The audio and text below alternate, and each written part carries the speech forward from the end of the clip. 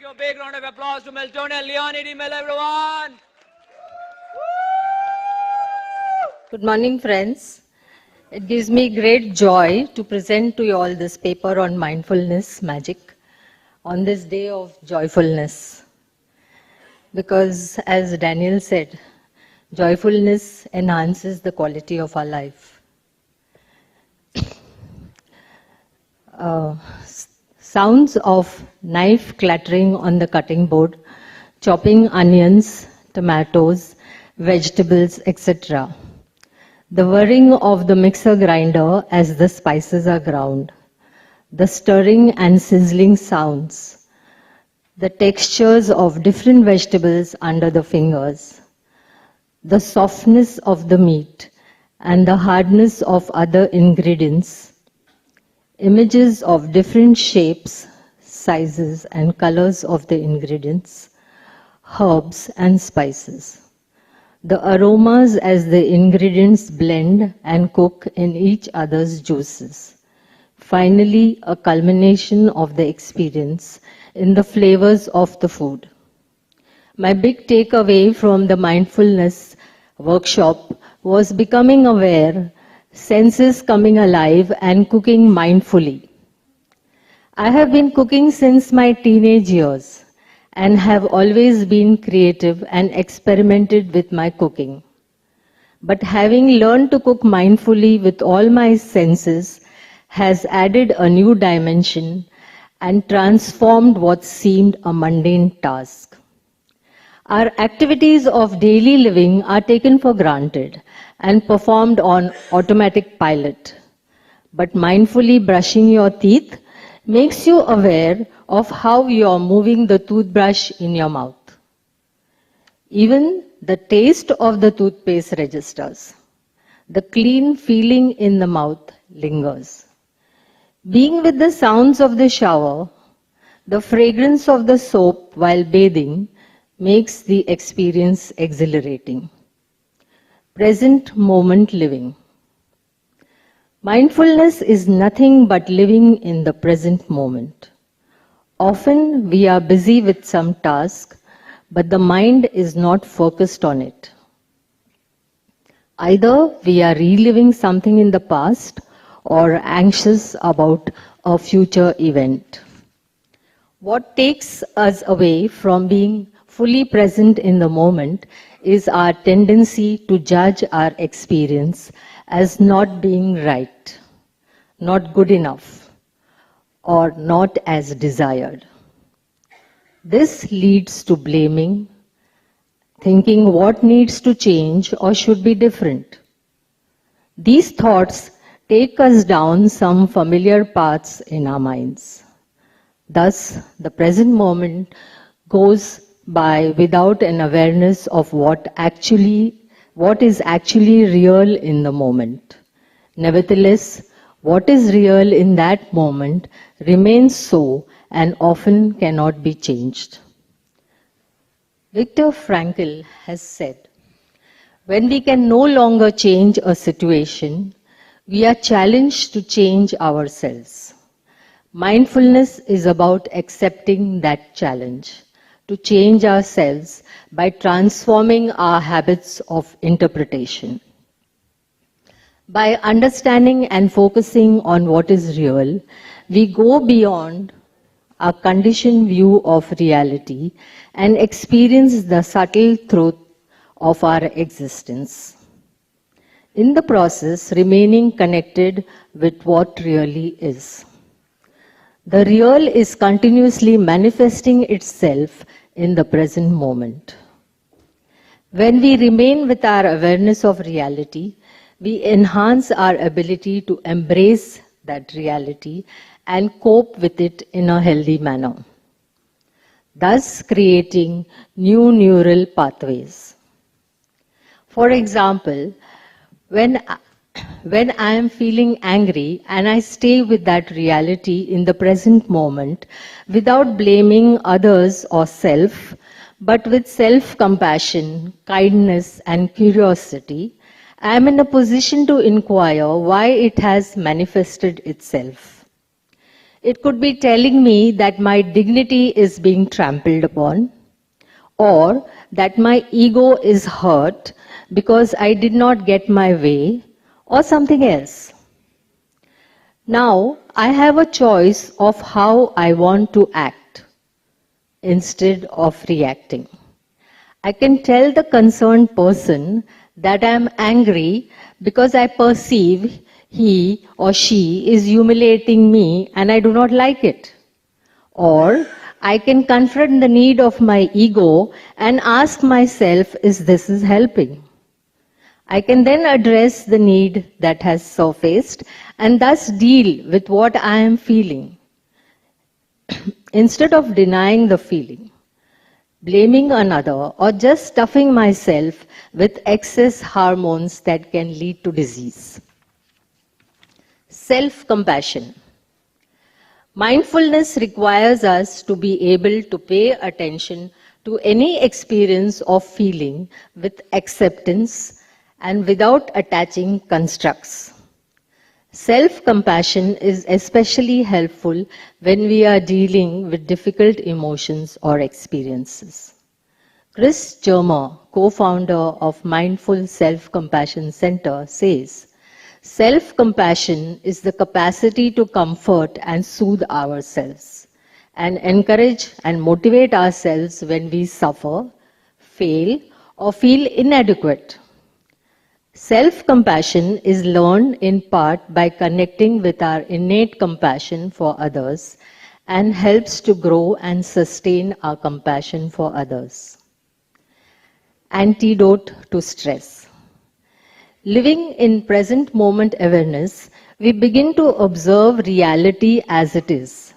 If not, it gets colored by our prejudices as it becomes a past event. We are very good at multitasking, but that has its pitfalls. When we learn to live in the present moment, mindful of all that is happening to us and around us, we learn to deal with stress in the present moment, thus eliminating the devastating effects of stress on our body and mind.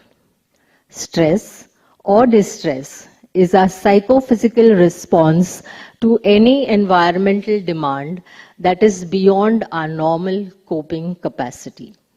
Fight or flight is a survival mechanism, and we use it in the way we have been conditioned to, and this works for us when we are faced with acute stress. However, when we are faced with chronic stress that continues over a period, we succumb to diseases which are psychosomatic and psychiatric in nature. Our stress response, designed evolutionarily to protect us from danger, can actually put our lives in danger when it is activated continually and without resolution.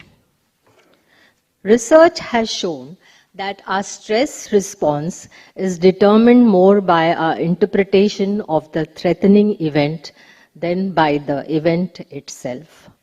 So when we are mindfully aware of what and how we think and react to difficult situations, we are in a position to choose to act, not react, and regulate our feelings, or at least the intensity of the feelings, and thus regulate our bodily responses while under duress. Psychologist Kelly McGonigal puts stress in perspective by reframing the very idea, where we look upon stress not as an enemy, but a response which is protective and even life-giving. Health-endangering stress simply comes from a belief that stress is bad, which is not true, because it is experienced even in positive events like a marriage or winning an award. Your heart starts racing when in love and when anxious. Fear is a normal response to physical danger, and anxiety can be a useful tool for focusing the mind when there is a deadline looming. Anxiety becomes a problem when it persists too long, beyond the immediate threat. Mindful breathing. The one thing that is with us from the moment of our birth to our death is our breath. It is the chain that connects all the events of our life. If we take the time to notice it, our breath changes with our moods. It is short and shallow when we are tense and angry, fast when we are excited. When we are relaxed and happy, it is slow and full. And it's not noticeable when we are consumed with fear. Often we are not aware of our breath and we are not in touch with it. The first thing to begin to get mindful is to get in touch with it. It is our anchor in life and can be our anchor in mindfulness. Mindful breathing activates the parasympathetic nervous system, which initiates the relaxation response. It depresses the heart rate, blood pressure, and respiration. It allows the body to engage in reparative and restorative function, thus enabling the calming process and reduction of stress response. A useful method is to use the stop technique. So S stands for stop and take stock of what is happening in your head, your heart, and your body. So you look at your thoughts, take stock of your thoughts. So what is your self-talk? What are the images that are going on in your head? Take stock of your feelings. What are the feelings being experienced? Are you sad? Are you upset? Are you angry? Are you excited? Take stock of your sensations in your body. So what are the physical sensations that are happening in your body? For example, tightness in the chest, butterflies in the stomach, clenching of the fist or jaw, and so-called sensations. Just be aware and acknowledge your experience, even if it is uncomfortable.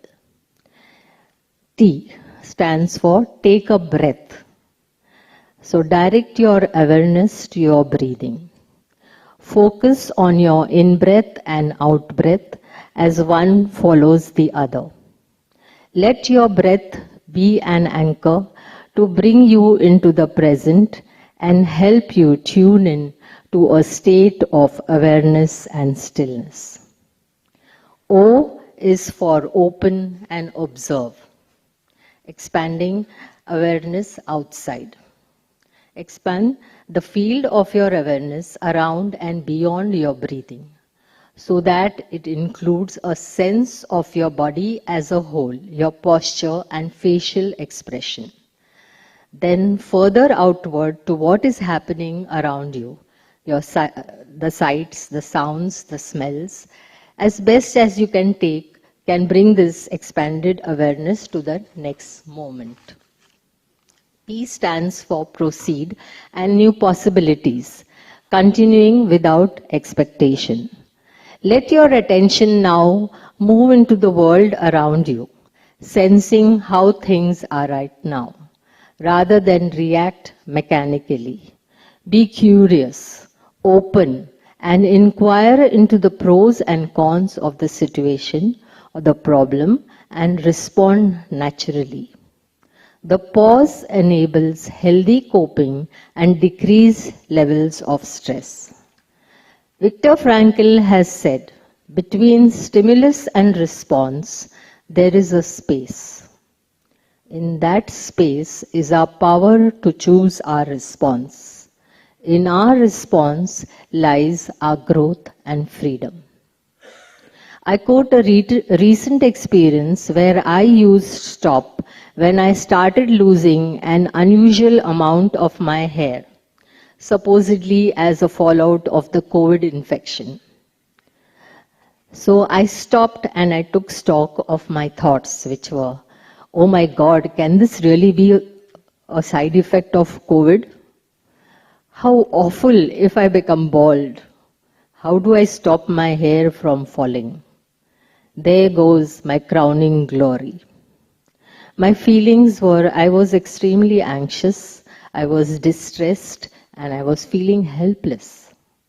My body sensations were that I was aware that my hair is tending to get knotted very easily and dropping even as I try to brush it. T. I took the time and started doing some mindful breathing regularly. Oh, I observed that this is a reality. I cannot deny it. But getting distressed over it will probably make the situation to worsen. So I had to accept that when hair follicles have got weakened, hair will fall. But also that the saving grace is that new hair will grow. So I proceeded to do everything that I could to stimulate the growth of new hair, like application of certain nutrition to my scalp, as well as taking vitamin supplements. This helped me to feel less anxious, even as my hair continued to fall. Gratitude and hope for the new hair also keeps me peaceful. The above example may seem very simplistic to some. And I can quote many such examples of how mindfulness meditation has been useful to people to cope with loss, loneliness, and devastation. Our repetitive negative thinking causes us more stress than the actual event itself. Mindful breathing on a regular basis enables us to live more and more in the present moment. Nurturing self with self-compassion is an important part of dealing with stress. Try to sense what the hurting and wounded place inside you needs the most, and then address this need. Is it reassurance, love, forgiveness, companionship, or just being there? Telling yourself it is okay, comforting yourself, I am here with you. I love you. Placing a hand on the heart can be reassuring, or visualizing being bathed in or embraced by warm, radiant light is soothing. You can even connect with or bring to mind a loving being in your life and imagine that person's love and wisdom flowing through you with an attitude of gratitude. Mindfulness magic. The 3-minute breathing space, also called as ABC, is a useful coping strategy and can be useful to bring ourselves to present moment. And when practiced regularly, reduces automatic negative thinking. So please allow me to guide you through this 3-minute meditation. The first minute will be about awareness, the second minute will be about breathing, and the third minute will be about consciously expanding your awareness.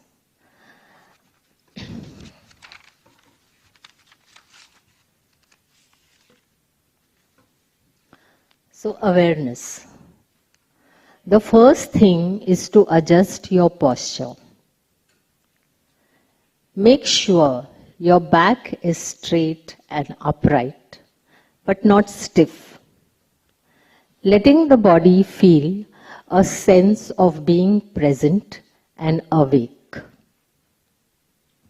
Now close your eyes if this feels comfortable. Take the first step of becoming aware of what is going on inside you right now. Become aware of what is going on in your mind. What thoughts are going around in your mind? Simply notice and watch them as mental events. So rather judging them or pushing them away or shutting them out, Just notice them saying, okay, this is what is going on in my mind. This is how it is. In the same way, notice what feelings arise in you. And what are the physical sensations do you notice with the feeling? Simply become aware, noticing what is arising in the moment. So you have a sense of what is going on right now inside you. Stepping out of automatic pilot and stepping out of the need to react. Breathing. The second step is to collect your awareness and redirect your attention to your breathing. Gather yourself and give your full attention to your breath.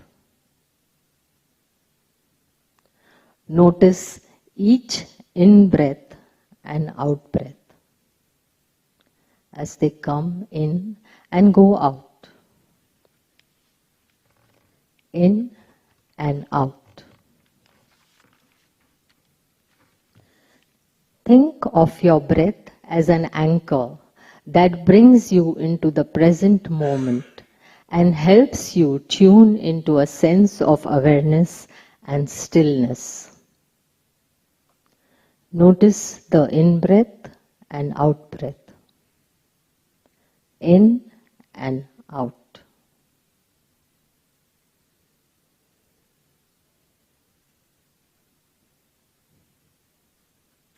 Expanding. The third step is allowing your awareness to expand to the entire body, bringing the most spacious awareness to your experience, letting the breath be present but in the background. Slowly expand your field of awareness around your breathing. Bring your attention now to the entire length of the body, from head to toe. Start with your breathing and slowly include a sense of your body as a whole. Your posture, your facial expressions, your head, your arms, your torso, and so on.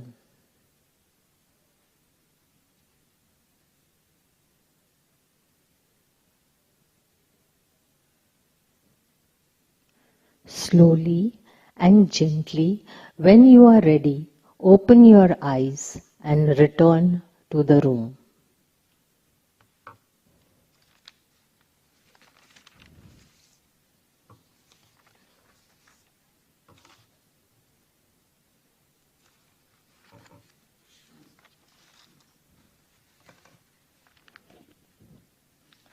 So in conclusion, I would like to say that awareness of our thoughts, feelings and bodily sensations in any situation without judgment, without the need to react or correct what is happening, gives us the space to think rationally and makes healthy choices, thus enabling us to experience the grace of the Almighty, bringing us both tranquility and transformation. Thank you.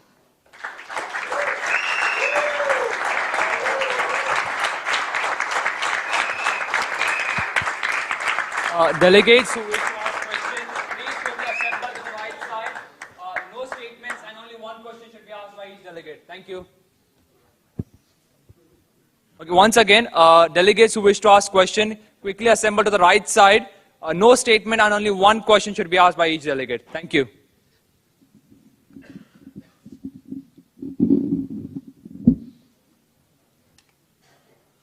Very nice paper. Congratulations, Leonie.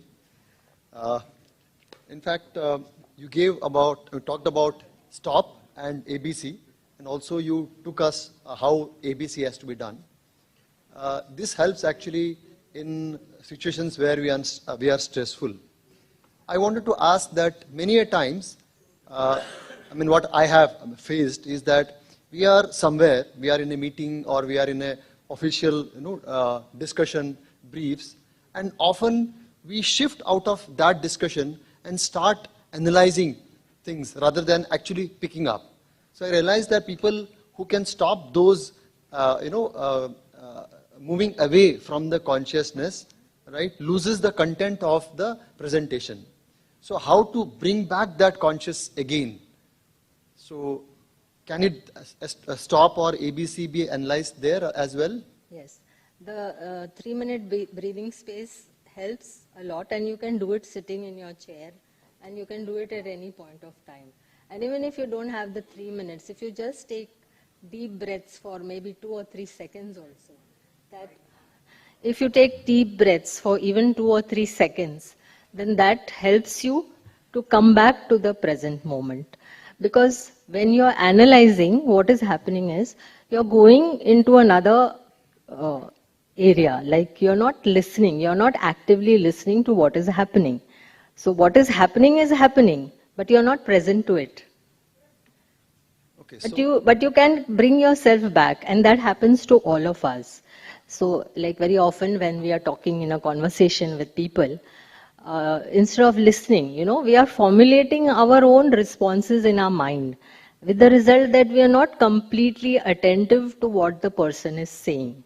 So sometimes it will happen, if somebody is sharing something, and suddenly it takes you back into your own life. It's called the Me Too syndrome, where you think about something happening in your own life and you start walking down that path.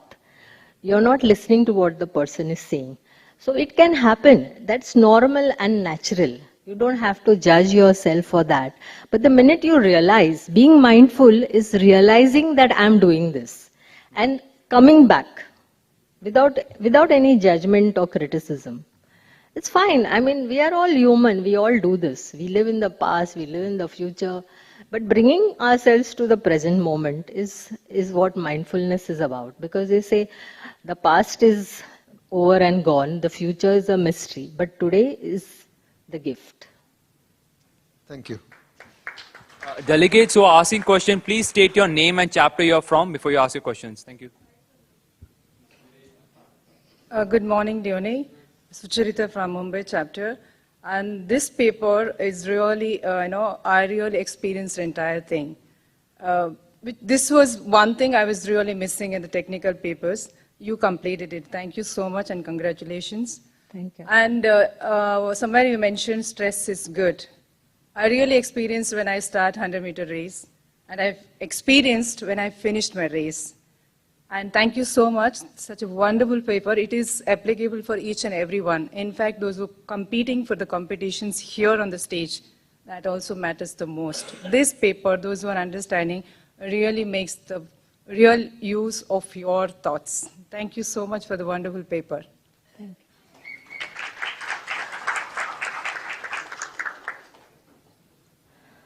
Sanjay Datto from Calcutta, MLC 9. It is all the same questions coming, and the answer may be different. But my objective is, as you said, either we are living in the past or we are living in the future, and continuously missing the present. And in your last part, you also said that you watch your breathe in and breathe out. To be in the present is fine, but when I am working, when I am in the office or focusing on one subject, but this monkey brain going here, there, I am not focusing. So what is the key solution, key word? That's what I just said just now. Yeah. Be aware of what is happening. And without judgment, bring yourself back to the present. And you might do it 100 times within a span of 10 minutes. Yeah, right. bringing yourself back from there to the present moment. Even when you're maybe doing a meditation, so even if you're concentrating on your breath, so sometimes there are various anchors you can use. Like some people use the word Om, or you can use a vibration sound, or any kind of anchor if you use. It brings you back to the present moment. Yeah, apart from this meditation part, Mindfulness is not only about meditation. Yeah, Mindfulness is I about daily. in the materialistic world, when you are in our work, as Bill Gates once, some people asked, what is your success story? What is the key word? And he said, it is focusing. Focus. So it all comes in the same thing, what you said. But I wanted to know the key word, how to be focused in our materialistic life. Not when we are meditating, that is a separate issue. Yeah. But when you are in the materialistic world, when you are working, then so many things come in one point. That is. Yes, please. Sanjay, mentor Apresh has very, very clearly taught us in the leadership class. Our thoughts in our mind is like light energy. Okay? Thoughts can be concentrated. When light energy gets concentrated, it becomes laser.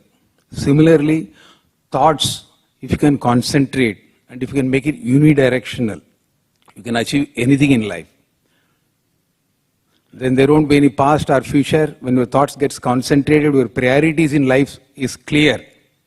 And you channelize your thoughts on your priorities in your life, you will go amazing in your life. Thank you.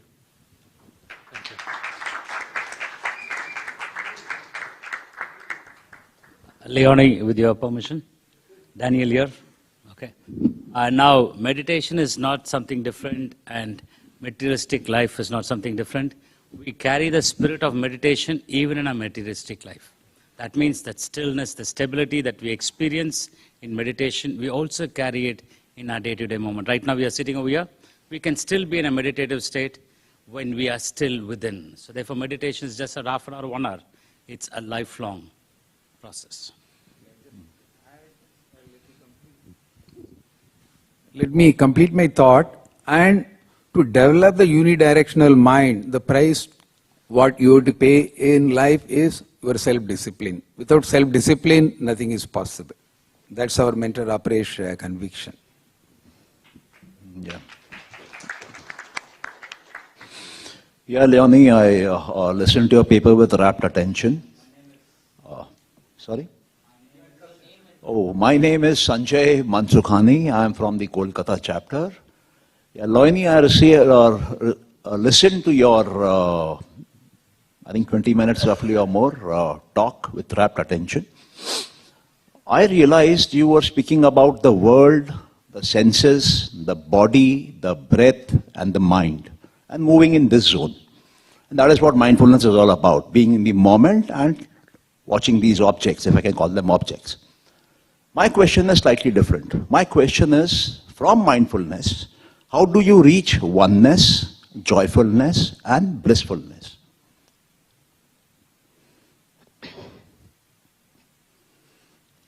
See, when you are in a mindful state, or when you bring yourself to the present moment, you pay attention to what is happening, then you are in a position to enjoy what is happening in that moment. Okay? You may be one with nature at that time. Supposing you're seeing something very beautiful in nature, a sunset, or the beautiful morning sunrise. One thing which I enjoy most is just before sunrise, if you look at the sky, the lovely hues that you see. So that makes you feel one with nature. So there is a oneness, there is a joy. And definitely when you practice this on a regular basis, it becomes blissfulness. Okay, fine. Thank you.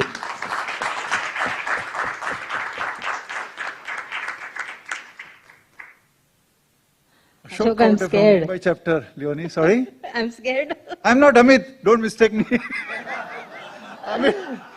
Amit told me you have banned him Oh, from Amit is coming here. behind.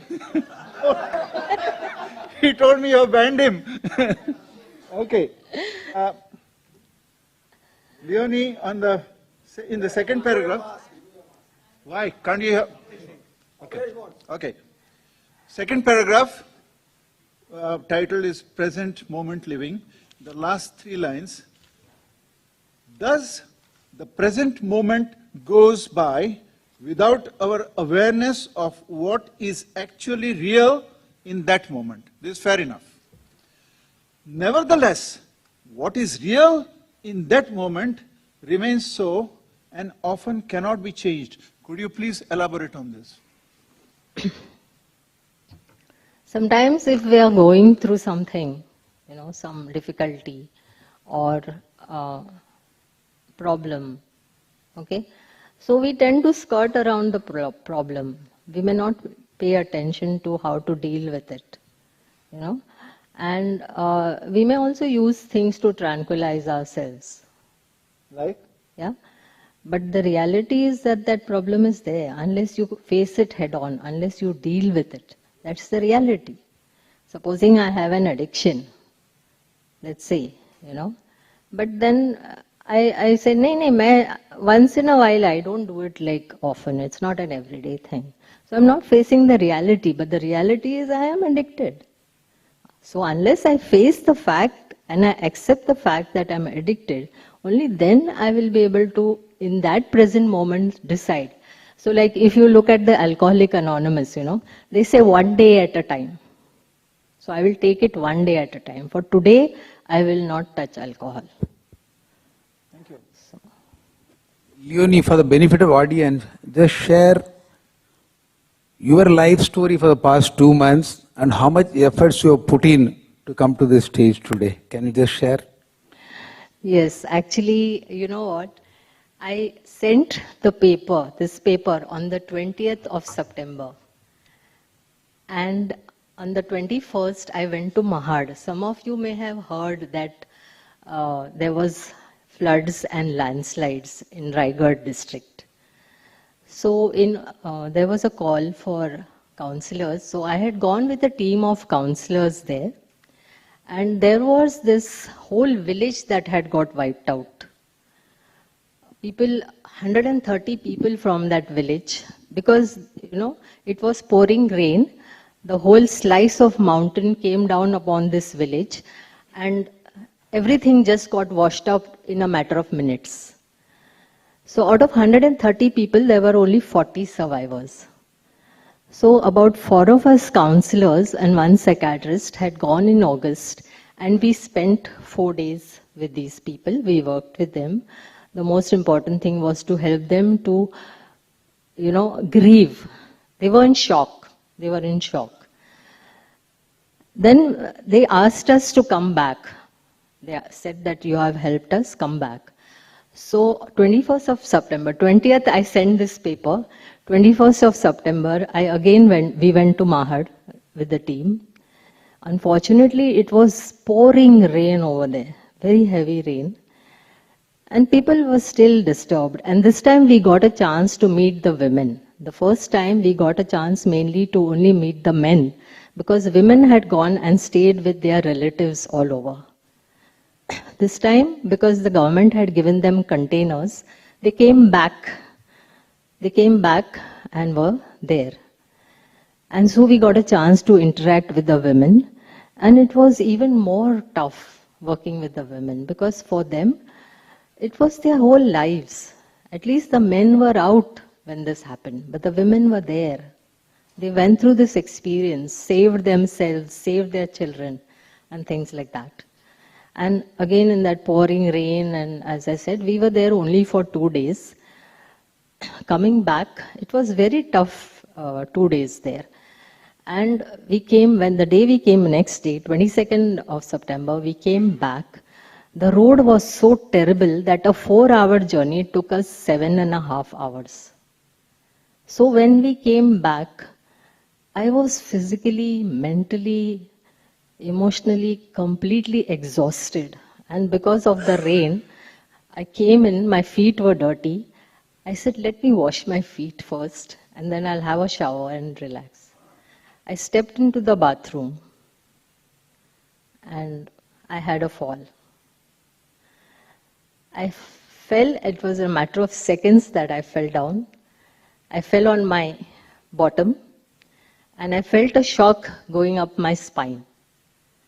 And I knew that there is a compression fracture because I worked in an orthopedic department. So anyway, somehow came out with the help of my daughter and my husband out of the bathroom, called up my doctor, was in severe pain. And I didn't know what is going to be the result. Have I damaged my spinal cord? Will I be disabled for life?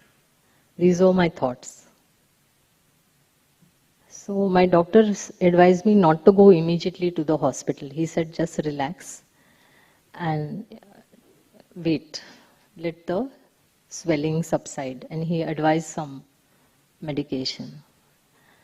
So it was terrible 2 days for me, thinking, is there a fracture? Is there a damage to my spinal cord? Because he told me no moving out of the bed, complete bed rest. You will only go to the toilet, that's all. And so these thoughts were going on in my mind, what if my spinal cord is damaged? What if I have to be disabled for the rest of my life? And I have worked for a good 10 years in orthopedic department. I have worked with paraplegia, quadriplegia, so I know what it is. So, well, it was a very difficult 2-3 days. Finally, he said that I should go and take the X-ray, and it was confirmed that there was a fracture. So I came home and I took stock. I said, okay, there is no spinal cord damage. Thank God for that. That is the first thing I did, was say, thank God, no damage to my cord. It's only a fracture. But also what disturbed me was the doctor said, 3 months complete bed rest. I said, what? 3 months I have to be in bed? Are you mad? I asked my doctor. He's also a friend. He said, well, you do what you like and then come back to me for surgery. So that gave me the shivers. And then I started thinking, oh my God, lying in bed, who will do this? Who will do that? How will I manage? And then as I kept saying thank you for the fact that there was only a fracture and no damage to the cord, They say gratitude is also so healing and helpful. And then gradually I started doing my breathing, of course, my meditation. Of course, the body scan, when I used to start doing the body scan, I used to fall asleep. But that's okay. In mindfulness, they say it's okay. Because there is no striving. You just do. You just be. That is the most important thing. And that's when I decided, okay, you just be. Whether it is 8 weeks or 10 weeks or 12 weeks, whatever it is. You have to go through it. You have no choice. So then from positive thinking, I moved to possibility thinking. So what are the possibilities when I'm lying down? What can I do? So, okay, I can read, of course. But how much can I read? And then I also do a lot of crochet. But I've never been lying down and doing crochet. But a friend of mine said, do it, yeah, no problem, just try it. And I started doing crochet. And I've done a whole lot of crochet for people, in this past 3 months. Then my sister had come to help me out from Pune. She stayed with me for 2 weeks. So she would come and dump the vegetables next to me and she'd say, clean them. So I could lie down and clean vegetables. I could clean garlic. Then I could daydream. I could watch YouTube, which otherwise I never had time for. Okay. I could respond to a lot of people on WhatsApp because earlier I would say, oh, I don't have the time. And so with this possibility, what are the possibilities? So thus, it was, my time was going. When I was doing all these things, my time was going. It was not as if, And then of course, slowly, after 2 months, my physiotherapy started. So 1 hour in the morning and 1 hour in the evening, strictly for physiotherapy. And then I was allowed to walk about. And I also now started doing my cooking. So, of course, I have to wear this belt, the brace. You all have seen me wearing it. So, initially, I used to be very irritated about it. And it's so hideous, it looks so terrible and all. And then one day I just stopped to think. I said, without this belt, I wouldn't have been able to start walking. So why am I looking at it in this way? Let me change the way I'm looking at it. Yeah. Sorry, I just went on.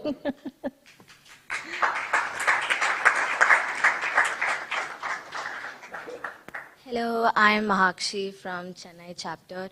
To be honest, I am a teenager and I believe that this is one of the best papers I've ever seen because this is not only applicable for adults but also teenagers like us. I was able to flow through it completely and it was really good. The thing that I wanted to ask was that under Mindful Magic, awareness, you said that you have to be aware of what you're thinking, right? You have to take a moment to see what's running in your mind. So what's the purpose of being aware and watching what you're thinking and what your thoughts are? That is, again, it's about being conscious about what you're thinking about. See, it is said that about 60 to 70,000 thoughts we have in a day, and according to researchers, almost 80% of those thoughts are negative thoughts. So if you're conscious and you're having a negative thought, then you become aware of it. You don't follow up on that thought. Okay. So that is the reason. When you're aware of something, you will always also change your behavior. Supposing somebody tells you, you do this which I don't like. So that brings you awareness. Then you will try not to do that. Yeah. If you're not aware of what you're doing, it's like, if I want to go somewhere, I should know where I am. Only from there can I travel. Yeah. Thank you.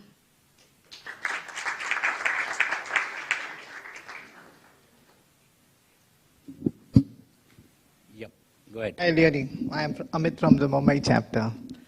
You want to check on your feelings right now and apply the stop technique. Okay. So you gave us a lot of techniques. Okay, I was going through self-compassion, acceptance, stress, anxiety is good, breathing, mindfulness. Okay? I don't know where to start. I gave money to my friend, to somebody. And I followed up for 2 years. And after 2 years, the person says, I've already returned it to you. And I'm getting more angry now. Earlier I was angry for 2 years. Now I'm getting more angry. He says, I've already returned it to you. Where is it written? It's written in my book. Check in the book. That book is not with me. It's somewhere else. Now I'm getting more. Now tell me, where do I start? Whether I start from breathing or self-compassion. How do I start? How do I do? How do I get out of it? He's not going to give me the money, that's sure. Well, Amit, I can't tell you what you should do, but I will tell you what I do in such situations. Okay?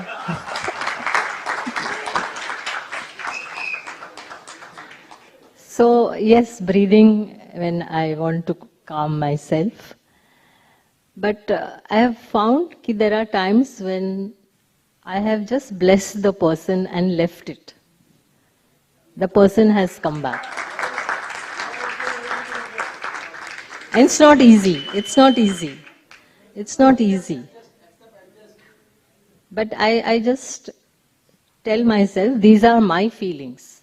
That person is not making me angry.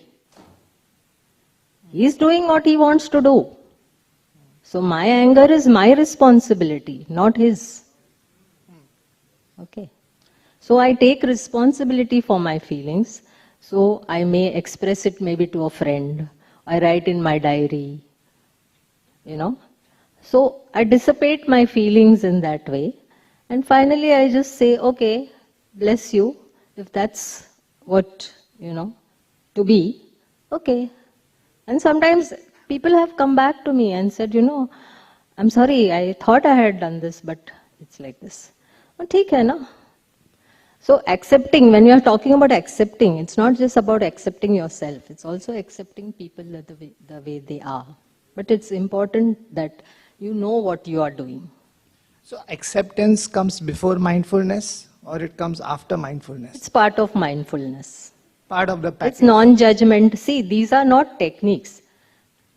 Techniques are the stop, the breathing. Techniques are the stop, the breathing. But when you're talking about non-judgment, acceptance, kindness, curiosity, these are the attitudes which you bring and which, grow because of mindfulness. Okay. Amit, can I say? Sure. Okay.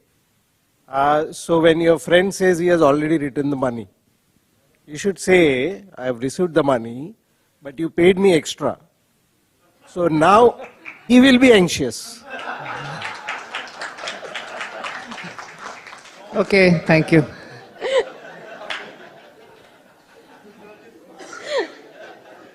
Amit, to get full answer to your question, you should read her paper, what she presented in 2012 in Recharge. There is a spiritual solution for every problem, what you face. So most enriching paper you should definitely read. Good morning, Leonie. This is Shivdev from Bangalore chapter. First of all, I don't think your paper is good. Your paper is extraordinary. Thank you. So, not just the extraordinary paper, the manner in which you read it, it was sort of therapeutic. It kept us mindful. But every word, you gave a correct, the pronunciation, the diction, and the thoughts were completely on the paper at that point in time. Question. Thanks a lot, first of all. Question. My question to you is, when you're always in the present, when you're always mindful, how do you look back, introspect? How do you kind of plan the future? What to be done? And second part of the same question is, multitasking, you say, can be dangerous. I'm sure all of us are required to do multitasking at most points of time. So how do you handle these two situations? Okay. So I'll take the multitasking first. Okay. So multitasking, like everybody else, even I used to feel very proud, that I multitask. But actually, when you multitask, you're not giving complete attention to either of the things that you're doing. And so it is better to do one thing at a time rather than, multitasking. You may still multitask, but like just a simple example in my own this thing. I would sit and watch TV while I am doing my crochet. So my crochet is automatic, But then when I started being mindful about how I am doing my crochet, the colors of the thread registered. That gave me joy, And one of the things that in this period of past 2-3 months, that the crochet which I was doing, I used a lot of different colors. Because I said, now there is no color in my life, let me bring some color but through the thread. And that color became a beautiful stole which I gave my sister because she came to look after me. She was there with me for 2 weeks to help me. So again, when you focus on something, when you are mindful about something, there is the joy. You focus on a sunset. You will give your complete attention to the sunset. You will not be reading a book and then watching the sunset, right? So the joy comes because you're experiencing that nature. I'll let me interrupt here. Okay. See, I'm in the advertising business. So, each of our own professions require Little louder, I can't hear. Each of our professions require multitasking at some point in time. So I'm in the advertising business where we work on a lot of deadlines. And me being the head of the organization, we have to, required to handle so many things at some point in time. Take phone calls or keep writing or whatever. So at that point in time, of course, I understand that multitasking, we need to allocate X number of minutes or this thing. So anyway, I think you've got me the answer. Right. But multitasking is an essential part of everybody's life at every point in time. I mean, see, I'm not saying, or rather, nobody ever says that multitasking is wrong. It's just that there are pitfalls. Okay. That's all.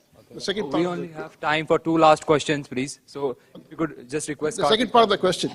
Shivdev, I'll just answer in brief. How we prepare for Milk National Convention, the organizing committee prepares what appraisers. That's an excellent example how the plan is made, the pet chart is prepared. Then 2 years, the convention team discussed nothing but how the pet chart is implemented. Once your planning is done, then and the schedules are drawn up, then you look at the micro level, what I need to do today to fulfill the larger plan or my schedule. So if the pet chart gets implemented as per the plan, then the function happens in a zero defect manner.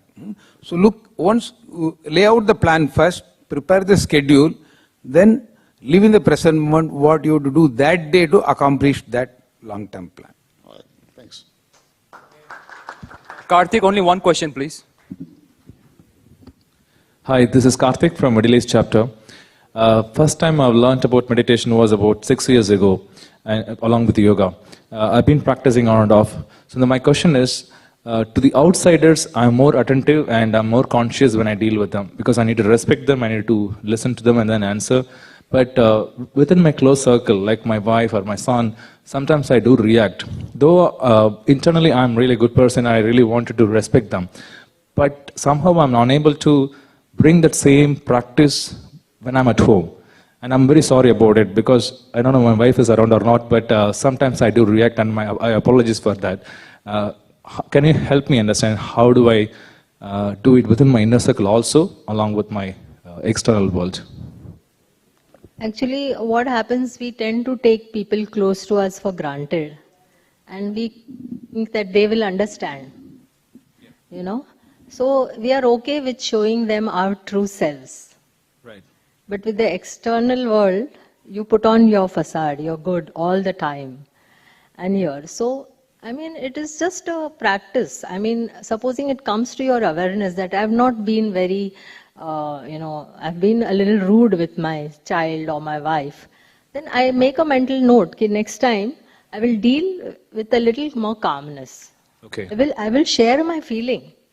I will share. If I'm upset, if I'm annoyed, I'll say I'm upset and annoyed, but I'll say it in a way that is more acceptable to the person.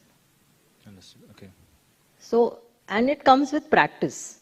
And I agree with you, and you're not alone in this. All of us take people who are close to us for granted, simply because we think they are mine. They will understand me.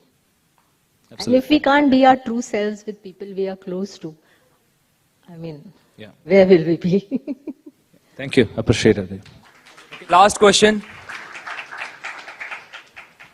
Yeah, Leonie, this is not a question, just adding to that. It's also my personal experience. When we are in a present moment, when we are mindful, when whatever we are doing with one thought, we are not only giving our best. I always noticed we are giving our 100%. The best results comes when we are mindful, when we are aware of the present thought. That's what I just wanted to add with that. Thank you. Yeah. So I'll just say one last thing, that there are 3 important elements in mindfulness. The first is your intention. So why am I being mindful? So maybe because I want some healing for some physical or emotional wound, or just for the joy and the equanimity it brings me. The second is the attention. When I give attention to my breath, when I give attention to what is happening in the present moment, that grounds me. And the last is the attitudes. So the attitudes which I begin to practice, that kindness, self-compassion, curiosity, non-judgment, acceptance. So these are very important part of mindfulness, and they can help us to become more and more mindful. It is not as if you have to be mindful every minute of the day. It is not possible. But the more I am mindful, the more joyful. Thank you so much, everyone. I thank Milton and Leonie for that wonderful and magical presentation given by you.